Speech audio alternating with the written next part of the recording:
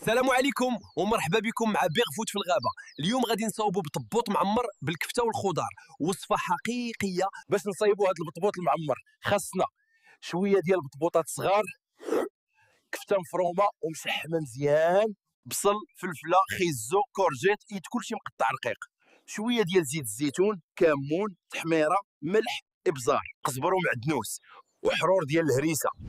واللي بغى يزيد الفرماج بكانشا راه يزيدو ماشي مشكل.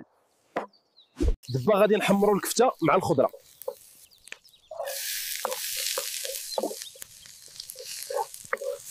من بعد نحطوا الكفته ونخلطوا، نرشوا الكمون، التحميره، الملح والابزار، ونزيدوا الخيزو والكورو، ونزيدوا الكورجيت، ونخليو الكل يتعمر بالنكهات. وفي الاخر شويه ديال القزبر والمعدنوس يعطي العطر بنين. جا الوقت باش نعمر هاد البطبوطات الزوينين.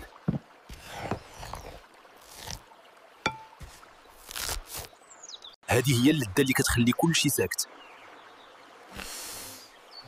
شوفوا معايا وكيفاش كيشهيو.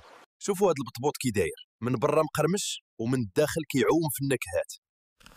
هذه هي الماكله اللي كترجعك لطفولتك. الا عجبتكم الوصفه ديال اليوم ما تنساوش ديروا لايك وبارطاجيو، خليو لينا تعاليق وكتبوا لي واش جربتوها، خليو على بيغ فوت كل مره وصفه جديده في الغابه.